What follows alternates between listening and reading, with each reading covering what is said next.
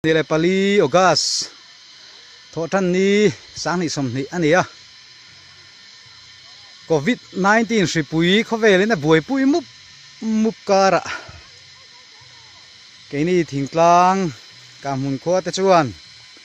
lo kan han zo le ta chu nia anuam hle maya khrileng COVID-19 lawa thabarin kan lova bu kara bu pui kara so thing nen tual kan leng za a zo thi phim tho heu kara zo lui tui luang ri het her kan an do ta khuang chil ri te le ni pui thereng te nen tual kan leng za a voi ni hian mi zo fa te hun puya hian chap char kut pol kut mim kut ti te po om thina chunga chiar tel ni malo ma sela voi ni lo zo ni ro kher hi chu khera ro hi chu zo fa te hun puya chiar tel ni lo ma sela hun poi mo takachanga kan limber ni leng ite nena limna bia thu kan in nan ni te po ani om takani zo fa te hun masala ma te phei ka chuan tuna po kan lima hei voi ni hian mi tam tak ripui hlawa building ro pui tak tak chungan tom thep thup lain max ten vua thil chi sang sang an buai puya dam doi na te nom thep thup lai le film khur em a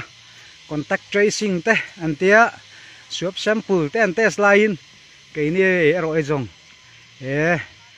zo thi film thoi heu kara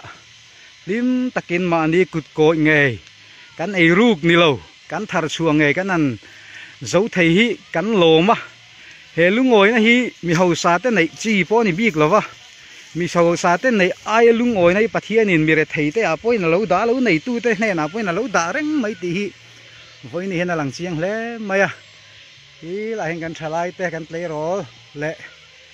le manu pang deu ten tham bula tua ran chaya ei trenin chom me ten la anuam le ani he hun hi kan langai don khop mai zo ko ve la chang kang ze langa ye mi zo leu nei hi kan kal san set hun te po la thleng ve nge in ari nom chunga po chuan he video clip hi a lut viau coloringa thang thar ten lo nei om zia te po lo khe thar le sela mani kut koi nge in bu an tua kara thai chi sang sang te kan an eya sa le chame tui tang ei phalo mai ila kan ei chin le kan thar chu nge hian lungoi na min pe a kan taksa pona ngeya kan hlim em ani pathian hian mi re thei ber te kun na thok mi te kar chang kang tak le building ro pui tak nei lo te ne na po hian hlim na le lungoi nei lo da nge mai chu lungoi na mu fi thiam te chu khovela hian mi ro pui ber te chiar tel an ni nge yang chu wangin voi ni a po hian lungoi takin hlim takin lo kan zawa lim takin leng inui ri te po kan sia chu tiang bokin no pangan chiap chel chu la min lom pui ni om fakhanin vào sul ngo zo ngo dai lim dup dam dup nuaya sirwa ten sam chi a anuaya lui te tuin min luang ri her boka ni pui thereng te nen lim takin voinin lo kan zo ho ani he hun lut tak mai kan an chang hi van nei kan in ti a cái ni po kan lim hle ani tu dang kan ngai lowa min lo ngai lo ani po in mi dang po in kan ngai big lo ani he hun hi tu takin intika tak tang le angi mo kan hun maun kan khasi lowa COVID-19 ni leng zel ani phei chuan ram lama te pon kan in ria lu hun te po la thleng lawang ti soi thei lawa eng po ni sela apoi mo ber chu chanto ka lung oi thiam hi ring nu na lo poi mo bera